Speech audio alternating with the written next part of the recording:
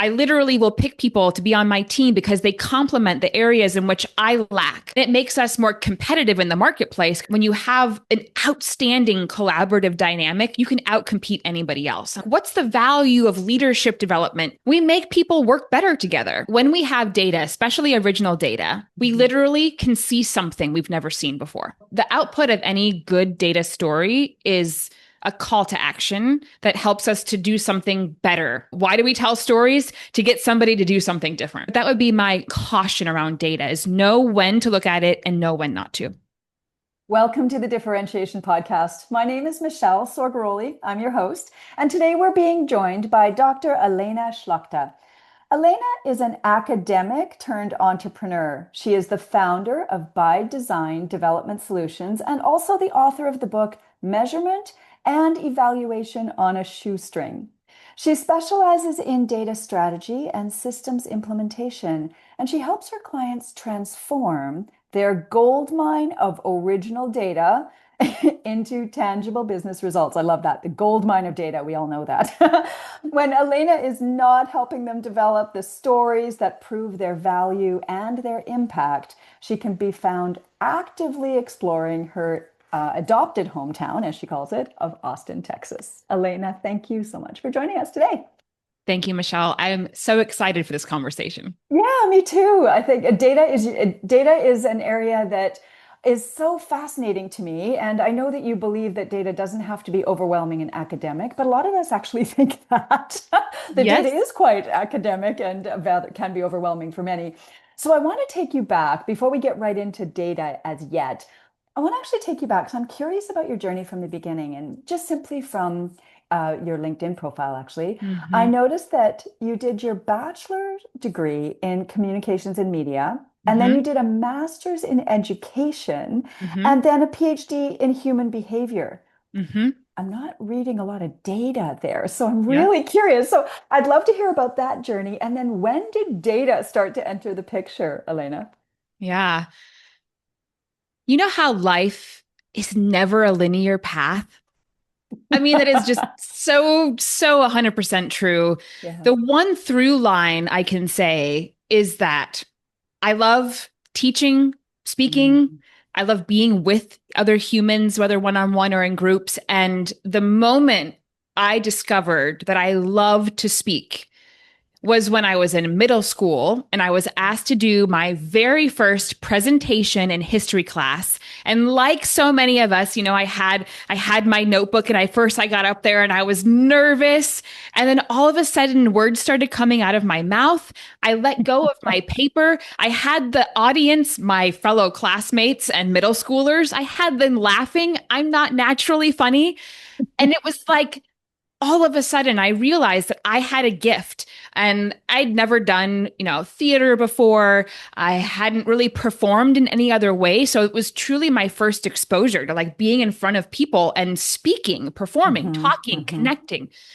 And so, truthfully, that was the reason I went to school for communications. I thought, I'm going to be in public relations. I was voted in middle school not too long after doing that presentation. I was voted most likely to become an anchor woman for the news. And so I pursued journalism. Oh my gosh. And at the end of the day, I hated all of it. I did. I hated all of it. I didn't want to be so beholden to finding a story that maybe that story lacked integrity. And to be honest, I didn't like the world of journalism, but communication still spoke with me. And so ultimately that led me down, and we can talk more Mhm. about it as the conversation goes, but it led me down to the pathway of, well, what else do I do as somebody who has won awards in speech and debate, got a scholarship in college for being on the debate team, loves speaking, loves connecting? What do I do with that passion? If Mhm. not PR, well, so what? And education was the natural answer to that question. Interesting. It doesn't tell you anything about data. That comes a little bit later, but my love for speaking and connecting and creating light bulb moments, I mean, that started early in life, and it has been the through line of what takes me to where I'm at today. Nice. I love that. The gem that I'm picking up here, you just passed through it really, really quickly, but it was finding stories that may or may not have had integrity. That stood out for me. Mm-hmm. I'd love for you to just expand on that for just a second. What was it about the integrity piece that was so important to you at that time? Well, as you can imagine, when we're rushing, when we have deadlines, when we have external pressure, we Mm, probably aren't going to do our best work. And especially when we're younger and we are living in a very competitive world at the time, journalism was an insanely competitive area. I'm not in that space anymore, but I can only hmm imagine it's still highly competitive. hmm And all of those dynamics work together to hmm create a high probability that the things that we see on the news are not completely truthful. And, fast mm forward to today, I know there's a lot of distrust with the media, and I think for mm good reason. And the integrity piece, obviously, there is a correlation to data there. But I didn't make that Right. connection when I was, of Yeah. course, going through undergrad. I just knew that I wanted to do work that meant something to me, that kind of hmm fed me as a person, but where I didn't have to compromise my own integrity or the integrity of my work. hmm And I think that's why I went down the path of education, because I hmm could still take advantage of the things I love about speaking and being with people, but we're doing it in a way where integrity really matters. Like we want people to grow and change and think differently and to then manifest different Yeah. things in their lives. If I'm a good educator, you as the individual or individuals that are working with me are going to be better for it. And so there's a natural call to integrity. And hmm not surprisingly, Michèle, when I've done, the what are your core values exercises, I don't mean to mock them, but I've just done so many of them. And I'm in the world of leadership development. And it's just a very big part of most leadership development hmm 101. It's like, what are your values? Integrity is one of my top three. Yeah, well, it was what in the first 15 sentences of our conversation. Yeah. So Yeah. I'm not surprised at all. There Yeah. was something else that you pulled on.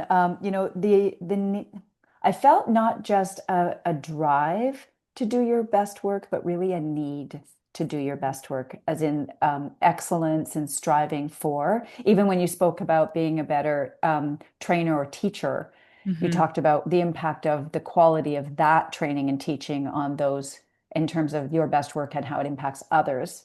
Yeah. That really stood out for me. And the piece that is all that I'm also noticing is the competitive piece. You were very attuned to what it feels like to be in a competitive environment, and I heard that you didn't really like that so much. Is that Well, accurate? I don't mind it in the context of sports. I Mm-hmm. don't particularly thrive in a competitive environment professionally. I love being held to high standards. I don't Mm-hmm. necessarily want to have to compete with my peers to do good work and to be rewarded.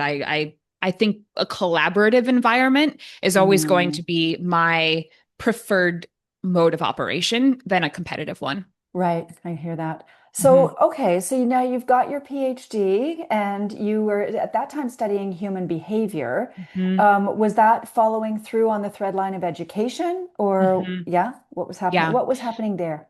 Yeah, I wanted to get a degree if I'm going to go and get a PhD. And I had at the time the idea that I would become a professor and I would do research and I would, become an expert in one thing. I figured that human behavior is going to be endlessly interesting and I will find a never-ending series of strings I can pull on in the pursuit of research and publishing and speaking again on the findings of our research and of course working with students in educational environments on all those discoveries. Right. And I was right. I am never bored in the work that I do. And I think anyone that's in the world of human anything, whether you're a social worker, you're an HR, you're a doctor, you're a coach, there is no boredom in hmm that particular arena. Well, humans are probably the most complex problem or have the Yeah. most complexity to allow us to solve Yeah. for, right? So, Yeah. yeah, it's interesting. Absolutely. I agree with you there. It makes it Hmm. interesting. Never bored. Okay. So, at what point in your journey did your awareness turn to data? And the second part of that question, and when did it become something to work with to solve problems? Yeah. It was one of those holy crap. Like I talked about a through line of there was a very obvious through line for me of the speaking and the presenting and the wanting to connect. The data piece didn't really reveal itself to me until much later. And to be perfectly Mhm. honest, much more recently, before I wrote my book, probably a year. My book came out in 24. As you likely know, it takes a little bit of time before the publication date for the book to be Mhm. ready. And so that process was about 2 years between the time that I was invited to write the book and then the book was, ready for publication. And one of the pain points that it was the reason I went on my own. One of my greatest pain points working for corporate, my last corporate job, we were, of course, doing learning and education work. And I hadn't yet worked in corporate. I had worked everywhere else: higher education, community based work, nonprofit work, government. I've done all the things. And I'm like, okay, before I get too entrenched into the nonprofit world or where no one will take me seriously anywhere else, Mhm. let me get some time in corporate. And so I joined an award winning learning team, and I thought I was going to be inspired and I was going to learn new Mhm. things. And in the end, they weren't measuring anything. And if you know anything about the world of the nonprofit sector, we have grants, we have stakeholders. All of the money that we get is likely attached to someone wants to know, how are you using that money? And Mhm. prove to me that it was used in the way that I said that I would give you permission to use it in the first Mhm. place. And so we did a lot of, I got grants in higher ed.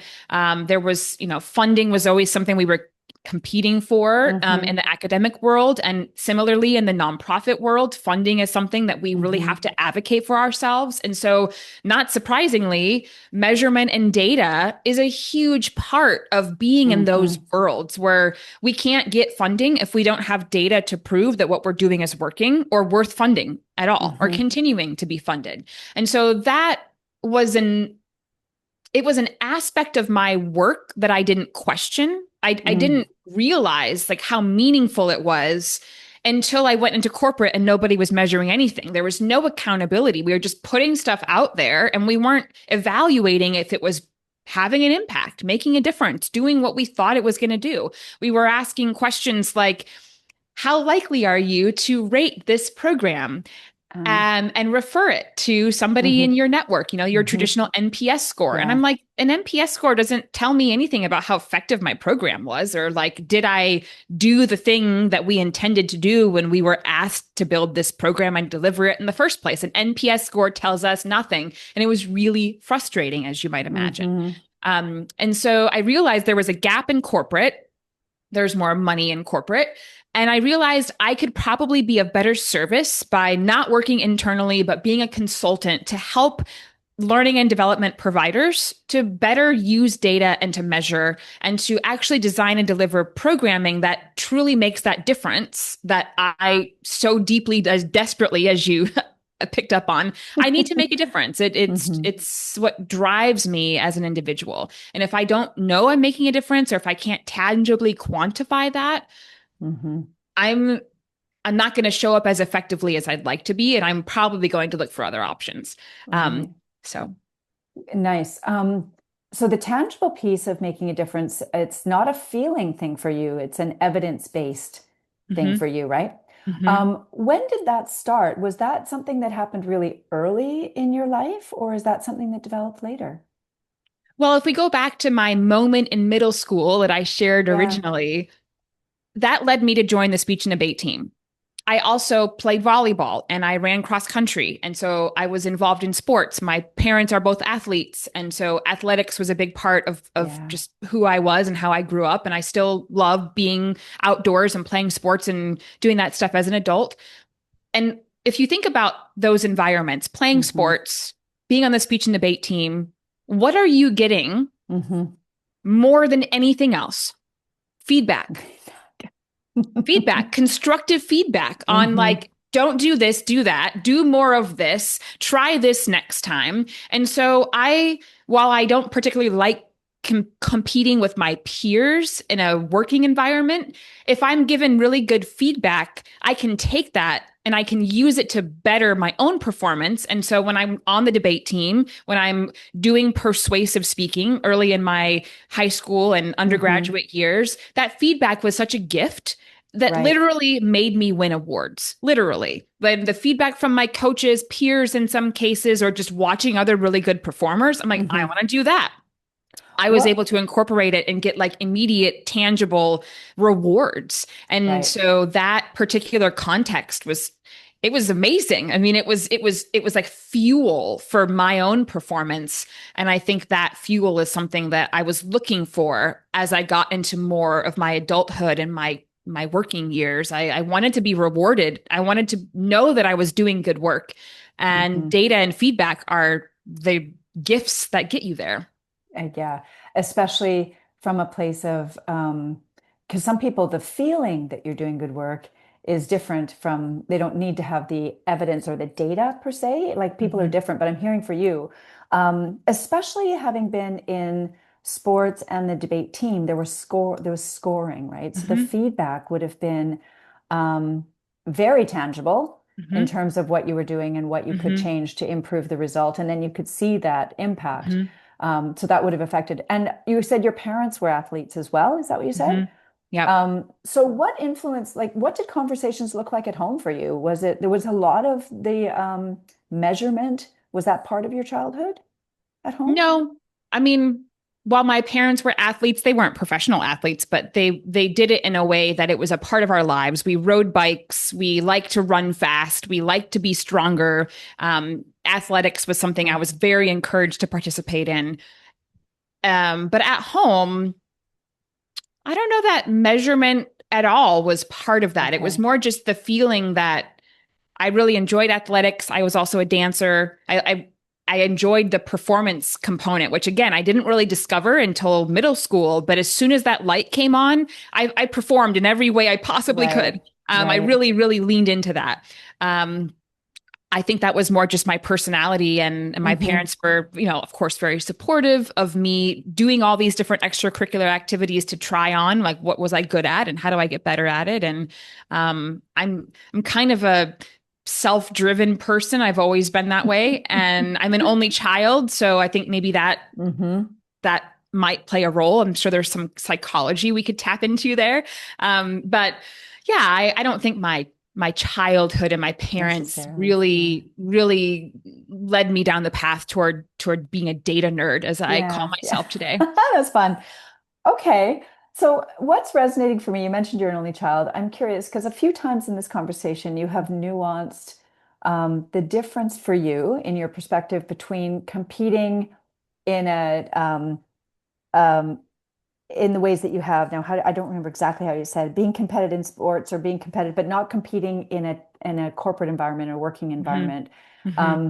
I'd love for you to nuance that again and tell us Hmm. a little bit about how you're nuancing in those mind in your mind. What makes those so different for you? Hmm. To be honest, Michelle, it's a question I hadn't thought of. But when I go back to the world of academia, where it became very clear that this wasn't going to be the home for me for the next 20 years of my life. A part of that was the pressure to do research. And going back to the example I shared about journalism, there was Hmm. this pressure, and the pressure inherently has some competitiveness in Yeah. it. If Hmm. I'm not the one that's going to get the story, somebody else is. If I'm not the one that's going to be publishing 10 papers by the end of the year, somebody else will, and they're going to get tenure and I won't. And so I think it's more of a culture, environment, context where there's pressure associated with the need to compete and perform, where and that exists everywhere. I mean, I'm a business, you're a business, your listeners are businesses. We are competing all the time. And yes, we have pressure.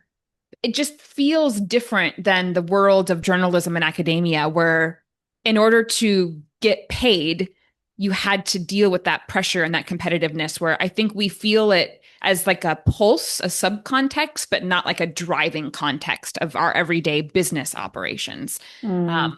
And I guess that's the best way that I could describe the difference. Can Maybe I if you, share a little bit yeah. what I'm Hmm. hearing? Yeah.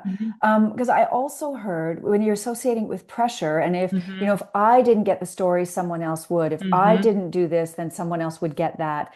And Hmm. it felt to me, not for you specifically, but I felt like there was a survival Hmm. foundation. about just to survive, just to Mm-hmm. stay at status quo. Mm-hmm. And what I've heard from you so I can see why that wouldn't feel aligned with you, because Mm-hmm. what I've heard from the beginning of this conversation, and correct me if I'm wrong, this is what I'm hearing. Yeah. What I've heard from the beginning, I think, is what is driving you is more about excellence and becoming better and improving yourself. Self-driven is what you spoke to. So Mm-hmm. you're almost competing with self as opposed to competing with others. Yeah. I think about like the intrinsic versus extrinsic Hmm. motivators. I think that's a great way, reflecting on your reflections. Yeah. I am highly internally motivated. Don't ask me. I couldn't tell you how or why. I think I just came into this world that way. So I don't need external pressures for the excellence that I'm seeking. And so maybe when those external and internal pressures combine, it doesn't work because it's too much. It's overwhelming. I could see that Mm, that might be maybe the answer that interesting. we're looking Hmm. for. Yeah. Hmm. Um, when you spoke about working in teams, you also referred to preferring a more collaborative environment. Mm-hmm. So, what is it about how does competition in a healthy way, Mm-hmm. in a collaborative environment, how does that share with me your perspective of that competition and It's a, collaboration at the same time? it's a good question. And I want to think about sports for a minute as like the the competition that everybody can resonate with. In an athletic dynamic, you are on a team, but you're working together to compete against another team. And so the competitiveness isn't against your fellow teammates. It's how do we collaboratively support one another and bring out our strengths and complement others' weaknesses so that as a unit, Hmm. we are doing the best that we can. And so I liken that to a corporate team or like Hmm. the team that I work at with my own business. I literally will pick people to be on my team because they complement the areas in which I lack. Because together, then we're stronger and better. And it makes us more competitive in the marketplace because we have a stronger team. We can deliver better, perhaps, than others because of those dynamics. And Hmm. so I think it's an interesting way of looking at collaboration and competitiveness, where when you have an outstanding collaborative dynamic, you can outcompete anybody else. And I think there's a million different examples, with sporting being the most familiar, and just team dynamics inside of Yeah. organizations that we know when we are able to be our best and we don't have to necessarily, what's the word, overcompensate for our weaknesses because somebody else in the team does what we don't like to do or don't do well better than we ever could. Why not just partner and collaborate? It makes so much sense. Yes, it does. I hear you. Okay, so I want to bring now data into this. Yeah. So we're talking about teams, we're talking about collaborating, we're talking about together we are better and stronger. And as soon as you said that, I thought, okay, we're talking about humans and strengths and the complex human dynamic. Mm-hmm. Bring data into that picture. What happens when you insert data into the together we are better and stronger dynamic? This is so interesting. Literally yesterday, someone reached out to me. They have been a part of a diversity, equity, and inclusion like conglomerate, like think tank for 20 years. And as you and your listeners well know, DEI hit like a gold rush, 4 to 6 years ago Right. for very good reasons. And now, with changes in the administration, that gold rush has dried up and people are asking tough questions. And so I was brought into a conversation around what's the value of DEI? Now, we all have an answer to that question, and I think there's a very real moral and equity argument to be made for Hmm. that. And there is another argument that lives alongside that. And this is the language that I use. I'd never used it before, and it just brilliantly answers your question, which is what's the value of DEI? It's that we make people work better together. And if you generalize that a bit broader, like what's the value of leadership development, team development, education and training, the space that I'm now sitting in and been sitting in for years? What's the value of our industry? We make people work better together. And there is no argument that anybody can make that says Well, we don't want to invest in things that make people work better together, because when people work better together, our processes are better. Our The technology and automations and all the things that we do, we're using that at a higher, more effective Hmm. and efficient way. And the organizations that we support then benefit from that. It's unquestionable.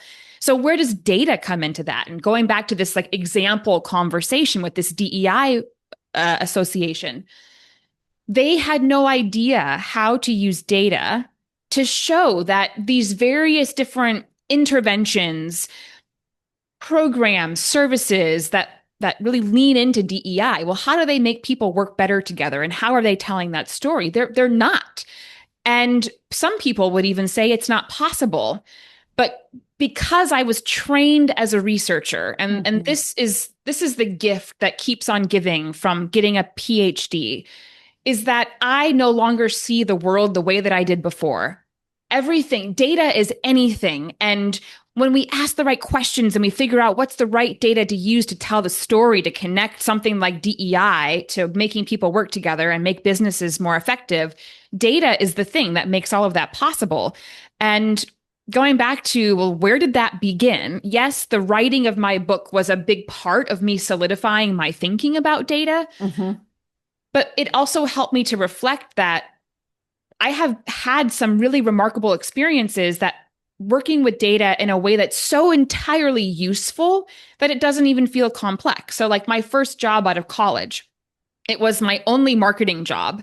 I happened to work with the most brilliant female founder. To this day, I haven't met someone that is as sophisticated in her thinking and her business mind. And I am grateful yet again for that experience. But for 3 years, she drove the most data driven operation that I've ever since been a part of. Interesting. And everything we did, we needed to rate our leads, hot and lukewarm and like not so great. What could we do? And so we had all these systems that made it so that we can make these really informed decisions, even to the point of how we input data into Salesforce. Like, what were the ways in which we classified and named things, and what were all of those like core organizing components to make our data in Salesforce usable? Like, we had such rigorous rules around that, and we got audited when we weren't doing it right. I mean, if you can imagine the highest functioning data driven small business, this was that. And so this was the foundation that I took with me then into Right. graduate school. Yeah. And then going into graduate school, now here I am. I'm working in internships and I'm working with grant funded programs and I'm managing the grants and the data. It's like all of a sudden, my like, if you think about the water that a fish swims in, my water was data driven organizations and data driven, like just modes of working. I didn't know anything different until I got to that corporate Yeah. workplace. And And you so, were coming off the heels of this previous yes. job experience, which had Hmm. introduced you to the power of data. So Yes. you had just enough experience to see its application, is what Hmm. I'm sensing. Yeah. Yeah. So it gives Yeah. it more weight right out of the gates, I would imagine. So your filters were already primed. Yeah. And call it luck.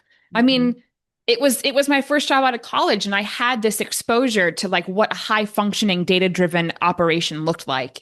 And then I went to grad school and became a researcher and learned about using data and collecting original data. And I had to build my own instrument and I had to analyze my own data and I had to do that for other people. I mean, I did a lot of original research and worked on other people's original research. And those were the bedrocks of my thinking that I then took into corporate and then now highly leverage in my own firm and practice. Nice.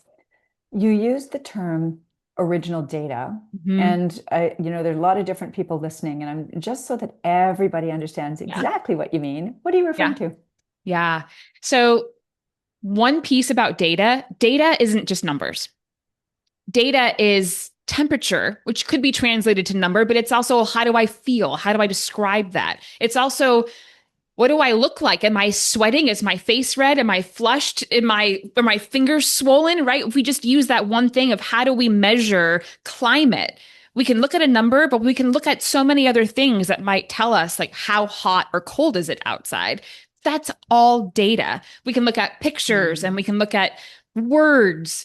And so The creative and original data is actually figuring out what problem do you uniquely solve as a team, as an organization, and then how do we collect data, not data that somebody else has already collected that we might use. We should be doing that too. I mean, I have a stack of books on my bookshelf over there with all kinds of studies that people have published in their own niche areas. Mhm. But all of those things are examples of original data. When you read a study and someone's like, well, Mm. Harvard Business Review, they just published this thing and they found that people that sweat a lot happen to be hot. Like, right, that's an example of original data. And original data is also something as simple as when I go and I speak. Speaking is my primary source of marketing. And so when I go and speak, in my presentations, I actually poll the audience. Sometimes I'll do that with hands. That's also data, but not as easily leverageable after the Right. presentation is over. So I'll use certain tools built into my presentations and I'll collect the original data. But if I'm speaking 12 times a year on the same topic, I collect the same data and then I add details. Which audience is that? What industry were they in? How many years of experience do they have? And now the one question that I asked, I add these layers of descriptive details. Now I can slice and dice my original data on, for example, I ask this question all the time, like what prevents you from having the impact that you want to have in the workplace? That's often a question that I start with in my workshops. And I love asking that question and then looking at it. If I've got 12 presentations in a year and I know the audience I spoke to in every presentation, I can see patterns in that original Mhm. data that will then, of course, I talk about that on social media. I learn from it. Maybe I build a product around that. Maybe I adapt my existing services to help other people have a Mhm. greater impact because I've been collecting that original data in my workflow. So you're lighting up like a firecracker as you're talking about this. I can't help it. I know. And what I want to know is what's exciting you so much about how data can be applied? Like you've got many, many different channels, and you can do this, and it can do this, and it can do this. What are all of those things exciting? How are they exciting to you? Or what is exciting about those things to you? It's a really simple answer, and you're going to get it as soon as you hear it. That when we have data, especially original data, but it could even be data that we've never encountered before, we Mhm. literally can see something we've never seen before. Mm. Say more. Well, take it to a business example. If an organization is collecting data, we know that in all organizations, retention is a really important thing. We want people, we want to hire good people, but we also want to retain those good people. Mm. And so, what kind of data might the organization use to help better understand how they can improve their retention, well, and hiring rates? They might collect a bunch of data. They might use employee engagement surveys. They might use performance reviews. All of this data, when you look at it together, it tells a story that helps that organization see what it couldn't see before, which is why are people leaving? Why are they staying? Who's staying? Who could we get to stay more? Who could we get more of? These are all things that they literally wouldn't have been able to answer if not for looking at their own data.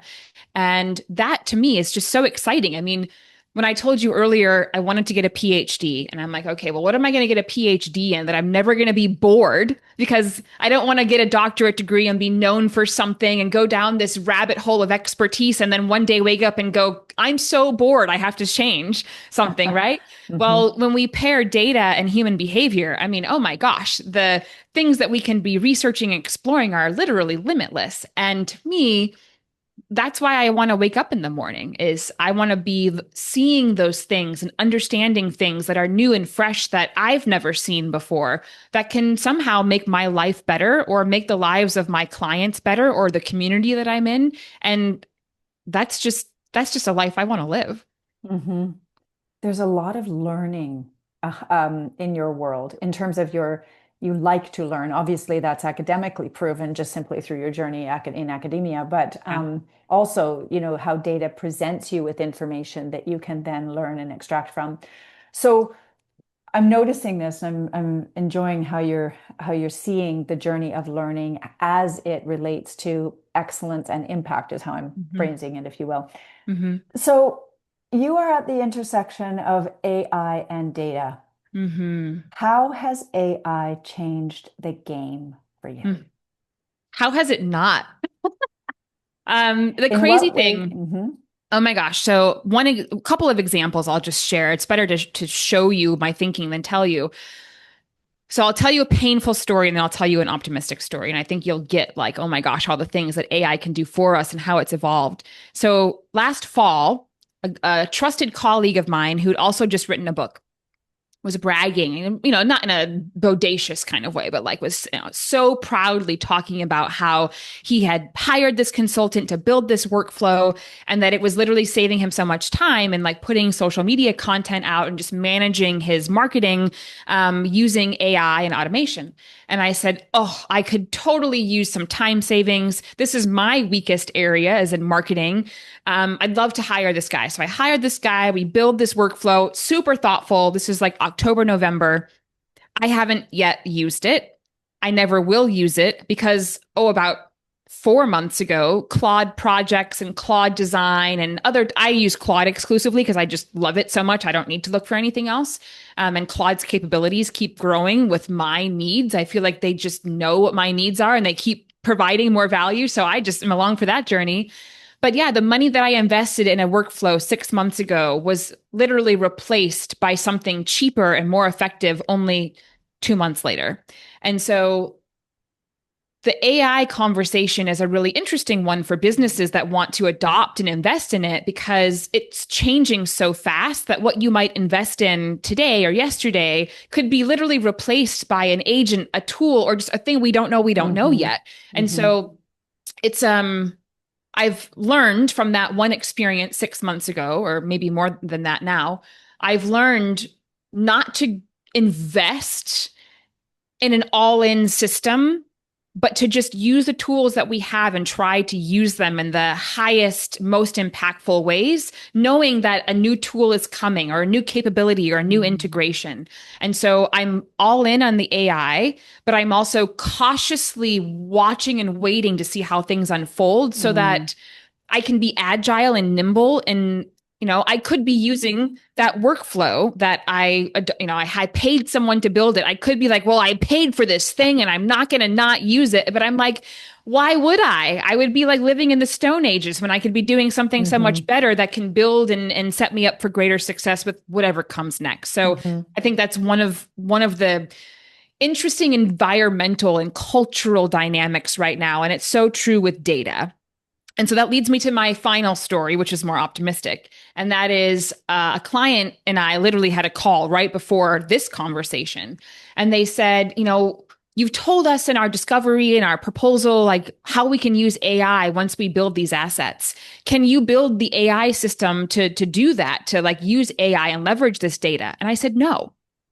For the same reason that I'm not going to be that consultant that 6 months ago built me something that I'm not using. I said, you can, when you have data 6 months from now, you have this rich data set because you've got your clients have gone through and taken these assessments and completed these action plans. You've got all this data. You can literally tell Claude or your AI tool of choice, I don't know what patterns there are in this data set, but I know that there are patterns. Help me find them. And Claude will coach you and be your collaborative partner to get the insights and to build your dashboards. So what AI cannot do, I feel like is the thing that we're all trying to answer. And if you have the time as a listener and you're not using AI and experimenting with it, my gosh, just like carve out an hour a day. I use AI for my proposals, for my data analysis, to clean my data, to teach me stuff, to build things. I play with it all the time and I love the experimenting.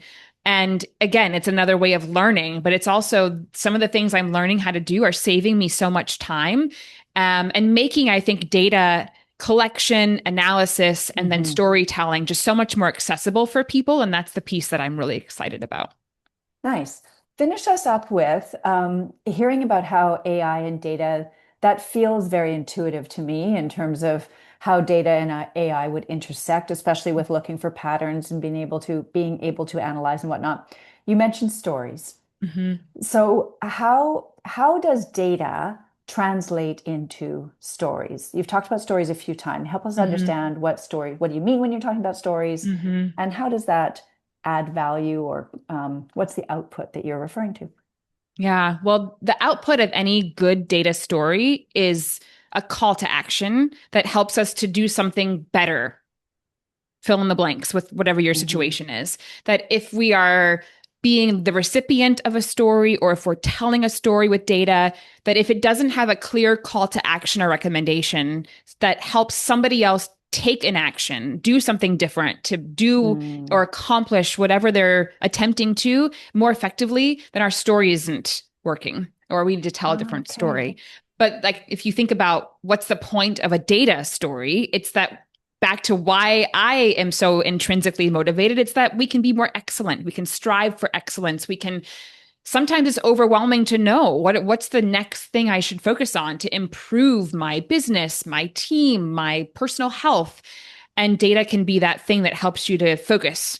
Okay, Hmm. this is what the data says. So this is where we should focus. But no, that can change. And as we collect more data and we do change, well, we have to reevaluate that, which is why I love it. I am an agile person by nature. I love pivoting and so using data becomes like my compass so that I can more easily say, Right. okay, I'm going to let this go and go in on this, or I'm going to start over altogether, whatever.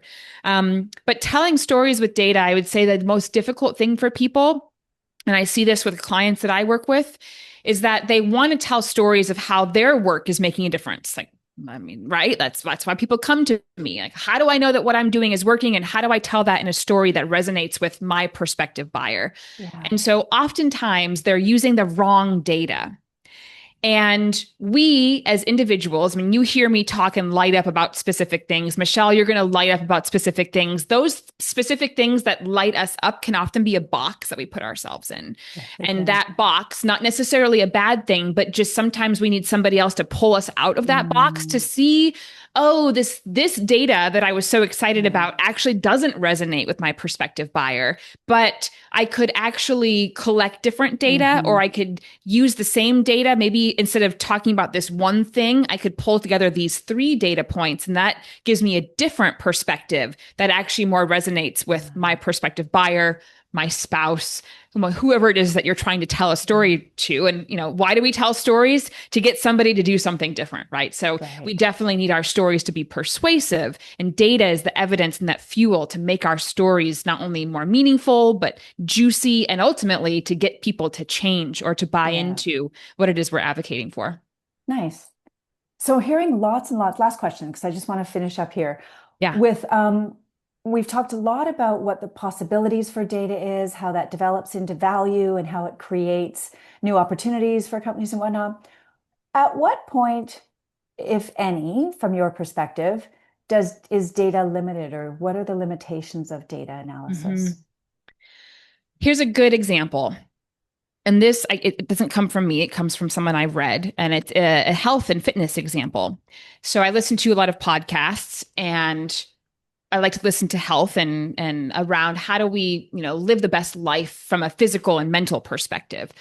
And this one gentleman was talking about Fitbits or, those Hmm. smart watches. There's so many tools now that we can use to track Hmm. anything, our sleep, our, steps, our heart Yeah. rate, all the things.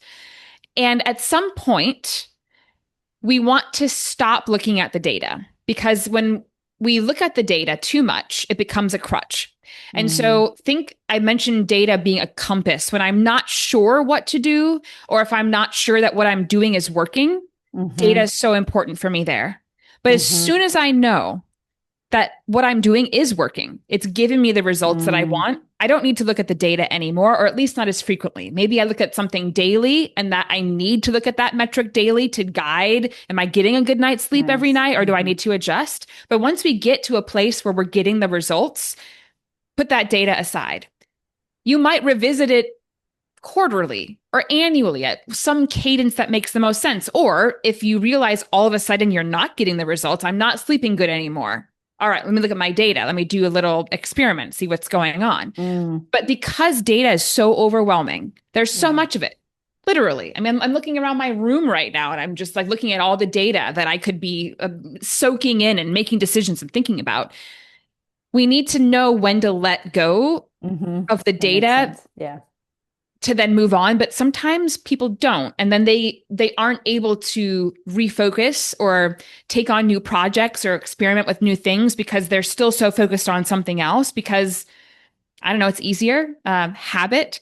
But that would be my caution around data is know when to look at it and know when not to.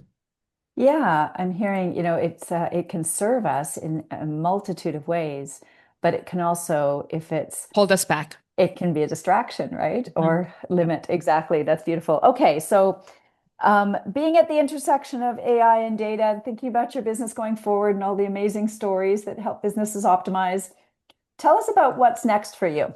Hmm.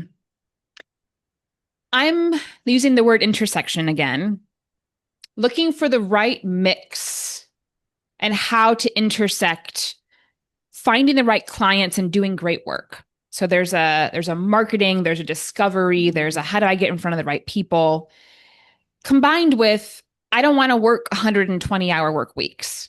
I want to spend time with my parents that are aging and Mm. health. And I'm a runner and I'm going in 2 weeks to compete at a master's track competition because like these are the things I like to do for fun. I want to have a full life, but Hmm. I also want to be an effective business owner and operator. And if you've listened to any entrepreneurial podcast, you'll know that that's a very difficult thing. And so what's next for me is just, if you think about a signal or an antenna that I'm tuning to, it's Hmm. finding that right intersection of sometimes saying no to work that isn't going to be the best service to my client or to Hmm. me.